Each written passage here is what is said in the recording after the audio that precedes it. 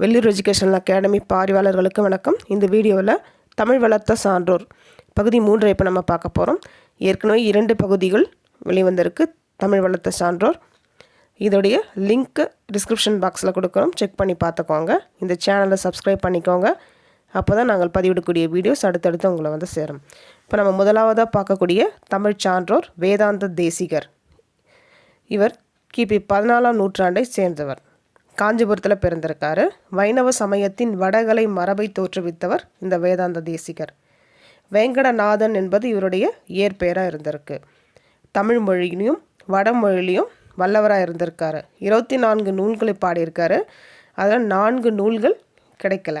மீதி இருக்கக்கூடிய 20 நூல்கள் என்னென்ன பார்த்தோன்னா அமிர்த ரஞ்சனி, அதிகார சங்கிரகம், திருமந்திர சுருக்கு, அமிர்தா சுவாதினி, பரமபத சோபனம், பரமபத பங்கம், அர்த்த பஞ்சகம், வைணவ தினசரி, பன்னிரு திருநாமம், திருமால் மும்மணி கோவை, ஆகார நியமம், கீதார்த்த சங்கிரகம், திருச்சின்னமாலை போன்றவை இவருடைய நூல்கள். அடுத்ததாக நம்ம பார்க்கக்கூடியது அருணகிரிநாதர். கிபி 15ஆம் நூற்றாண்டை சார்ந்தவர். இவர் பிறந்த ஊர் வந்து காவிரிப்பூம்பட்டினம். காவிரிப்பூம்பட்டினத்தில் திருவெண்காடருக்கும் முத்தம்மைக்கும் மகனாக பிறந்திருக்காரு. திருவண்ணாமலையில் வாழ்ந்திருக்காரு. சிற்றின்பத்தில் மூழ்கி நோயால் பாதிக்கப்பட்டு தற்கொலை முயற்சியில் ஈடுபட்ட போது முருகப்பெருமானால் தடுத்தாட்கொள்ளப்பட்டவர் அருணகிரிநாதர். வாக்கிற்கு அருணகிரி, கருணைக்கு அருணகிரி என போற்றப்படும் பெருமைக்குரியவர் அருணகிரிநாதர். தாயுமானவர் அருணகிரிநாதரை எவ்வாறு பாராட்டுகிறார்னு பார்த்தோன்னா, ஐயா அருணகிரி, அப்பா உன்னை போல் மெய்யாக ஒரு சொல் விளம்பினார் யார் என்று தாயுமானவர் வந்து பாராட்டுகிறார். மிகுதியான வட சொற்களை கலந்து எழுதியவர். சந்த பாடல்கள் பாடுவதில் இணையற்றவராக இருந்திருக்கார் அருணகிரிநாதர்.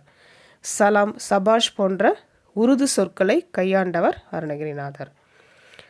முத்தை திரு, பத்தி திருநகை என முருகப்பெருமான் அடியெடுத்து கொடுக்க திருப்புகழ் பாடியவர் அருணகிரிநாதர்.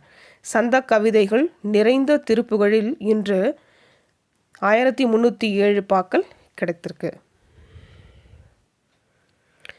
கந்தர் அந்தாதி, கந்தர் அலங்காரம், திருவகுப்பு, கந்தர் அனுபூதி, வேல் விருத்தம், மயில் விருத்தம், திருவழு கூற்றிருக்கை, உடற்கூற்று வண்ணம், இதெல்லாம் இவர் எழுதியிருக்கக்கூடிய நூல்கள். முருகப்பெருமானின் அருள் வேண்டுவோர் கந்தர் அனுபூதியை பாராயணம் செய்திருக்காங்க. அடுத்ததாக பார்க்கக்கூடியவர் காலமேக புலவர். கிபி 15ஆம் நூற்றாண்டை சேர்ந்தவர். கும்பகோணத்தை அடுத்த நந்திபுரத்தில் நாதன் கோவிலில் பிறந்திருக்காரு. வரதன் என்பது காலமேக புலவருடைய இயற்பெயர். ஆசுகவி பாடுவதிலும், ஸ்லேடை பாடுவதிலும், வசை பாடுவதிலும் வல்லவராக இருந்திருக்காரு. ஆசுகவி என்பது வந்து நினைத்தவுடன் பாடக்கூடிய ஆற்றல் கொண்டவங்க ஆசுகவி அப்படின்னு சொல்லுவாங்க. ஆசுகவியால் அகில உலகெங்கும் வீசு புகழ் காலமேகம், வசைப்பாட காலமேகம் என்னும் தொடர்கள் வந்து இவருடைய சிறப்பை காட்டுகின்றன அப்படின்னு பார்க்குறோம். திருவானைக்காவுலா, சரஸ்வதி மாலை, சித்திரமடல், கடல் விலாசம், பரபிரம்ம விளக்கம் இவர் இயற்றிய நூல்கள். பல தனிப்பாடல்களையும் தமிழுக்கு தந்திருக்காரு. அடுத்ததாக நம்ம பார்க்கக்கூடியவர் இரட்டை புலவர்கள். கிபி 15ஆம் நூற்றாண்டை சேர்ந்தவங்க. சோழ நாட்டில் ஆலந்துறையில் செங்குந்தர் மரபில் பிறந்தவர்கள். வரபதி ஆட்கொண்டான் என்பவரால் ஆதரிக்கப்பட்டவர் இந்த இரட்டை புலவர்கள். இளஞ்சூரியர், முதுசூரியர் என்னும் இருவரும் இரட்டை புலவர்கள். கண்பாய கலம்பகத்திற்கு இரட்டையர் என சிறப்பிக்கப்படக்கூடியவங்க இந்த இரட்டையர்கள். ஒருவர் கண் பார்வையற்றவர், மற்றவர் கால் ஊனமுற்றவர். ஒருவர் சுமந்து செல்ல கால் ஊனமுற்றவர் வழிகாட்டியதாக கூறுவாங்க. ஒருவர் அத்தை மகன், மற்றொருவர் அம்மான் மகன். ஒருவர் பாட்டின் முற்பகுதியை பாட, இன்னொருவர் பாட்டின் பிற்பகுதி பாடி முடிப்பார்.